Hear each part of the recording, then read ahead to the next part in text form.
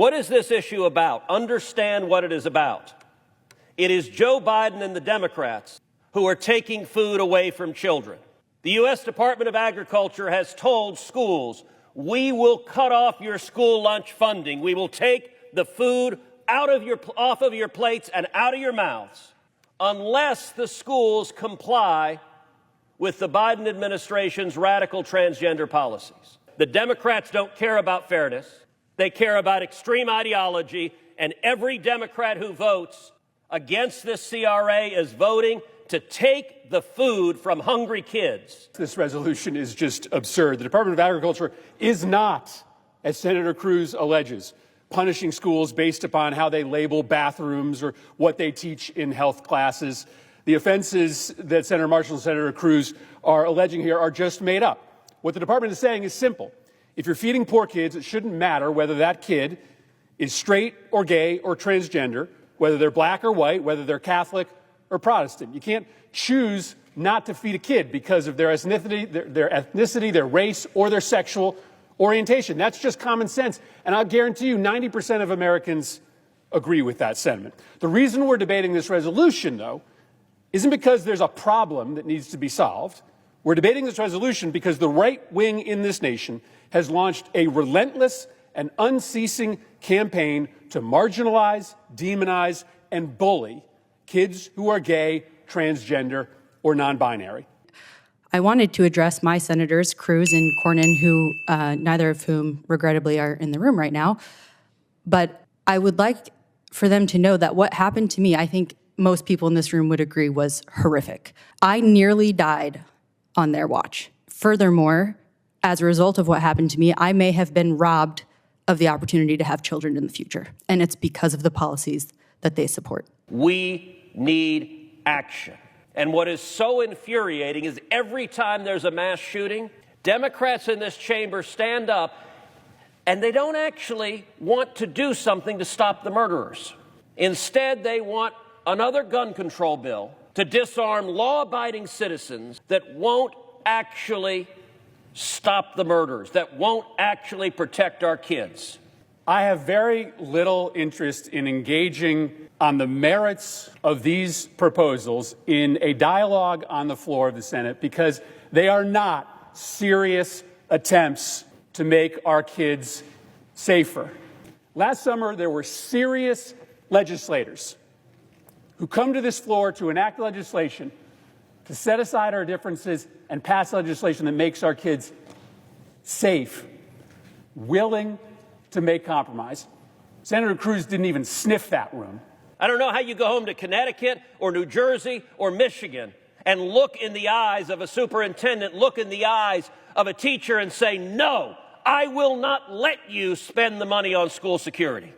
You know, when you go to the bank and you deposit money in the bank, there are armed police officers in the bank. Why? Because we want to protect the money we save. Why on earth do we protect a stupid deposit more than our children? Why, when it comes to this issue, the only thing that interests them is disarming the people at home who pose no threat, rather than protecting our kids. These unanimous consent requests that Senator Cruz makes, they're going to get a lot of clicks online. The confrontation that he's looking for will probably lead to a bunch of cable news appearances being booked, but it's not going to save any kids' lives. The senator knows this is not how the Senate works. This isn't an autocracy. It's not a dictatorship. You don't come down here and introduce a piece of legislation and 2 minutes later demand that the entirety of the Senate agree to it without any debate, any negotiation. The senator says these are the same bills he introduced last year. But as far as I can tell, he introduced the bills he's making unanimous consent requests on minutes ago. They're not even fully formed pieces of legislation. This thing is so ham-handed, one of the bills, that there's literally brackets and question marks in the text.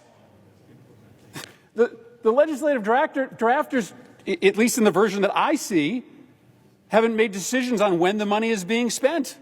What happened last summer after the shooting in the Senator state is that serious members of this body who are more interested in legislating than enacting political theater, sat down together and negotiated a bill to save children's lives. Did it solve all of the problems in this country? Did it guarantee every child's safety? No, it did not. But let's be clear. Senator Cruz never expressed one iota of interest in being part of those negotiations. Other Republican senators did. And while I understand he objects to the gun provisions in that bill, guess what? That bill also put $15 billion into school safety, into mental health, into hardening our schools, into community anti-gun violence programs. I can't speak about the other members of the group that authored that bill, but I never got a single phone call from Senator Cruz during the month of negotiations suggesting that we add the language he's talking about to that proposal. This legislation was introduced minutes ago, so I'm not able to debate the merits of it on the floor of the Senate right now. It appears to make a whole bunch of changes to the not-for-profit security grant program that the presiding officer knows very well, changes that have little to do with school safety. It seems that there's a bunch of processes changes to the not-for-profit security grant program. That's probably something worth having a conversation with the chairman of the committee about before we pass it by unanimous consent. It makes broad structural changes to Title IV, which is a very important program to schools. They use that money for school security, but they also use that money for a host of other important programs. That's probably worth having a conversation with the members of the Education Committee about. A very quick look at this bill suggests that it likely opens up the use of those funds to arming teachers in our school.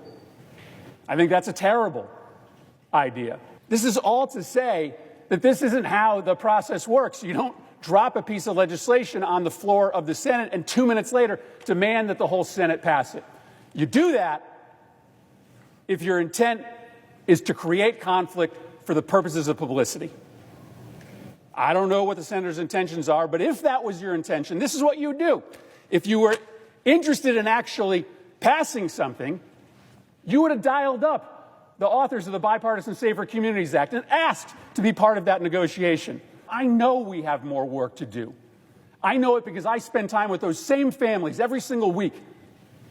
I know it because I live in a dangerous neighborhood in South Hartford. I talk to those kids who have to fear for their life when they go to school. And that's why my purpose for being in the Senate is to work like hell across the aisle through compromise. Not by coming down here, dropping a bill on the floor, and then immediately demanding that the entire Senate vote for it.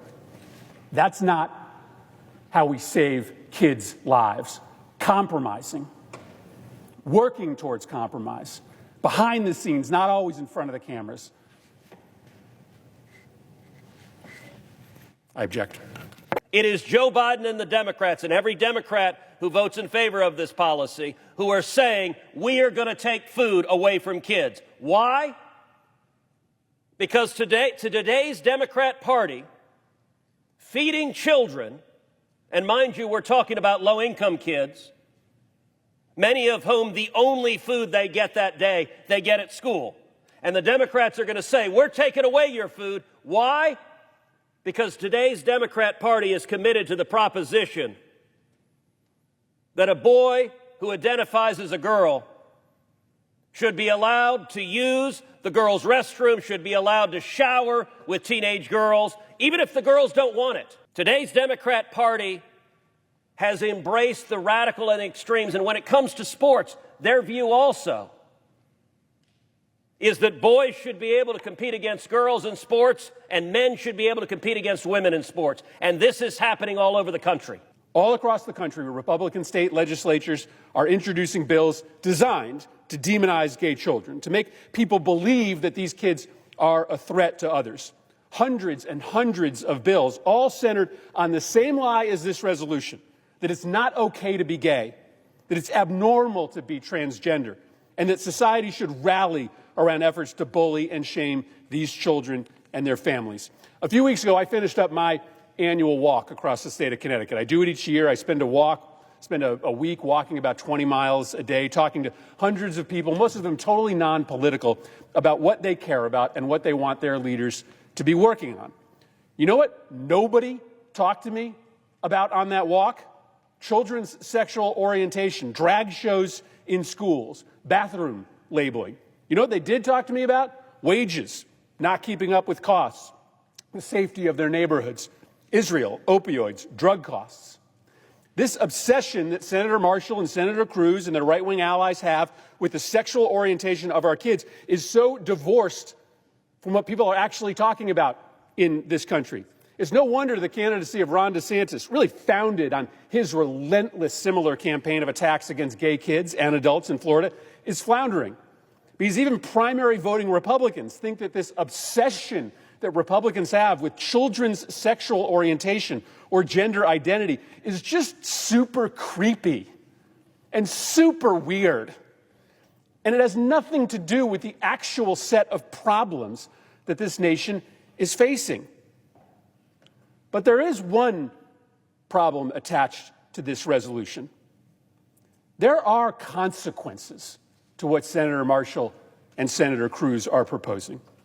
When leaders choose to make bullying and marginalizing gay kids a top priority, kids listen. Fuel gets given to their bullies. People like the senators that are sponsoring this resolution legitimize attacks on gay kids and make those kids feel inferior and alone. The students at Seth Walsh's school, they were systematic in the way that they targeted him because he was gay. They pushed him down the stairs. They kicked him until he was badly bruised. They screamed at him. They called him names.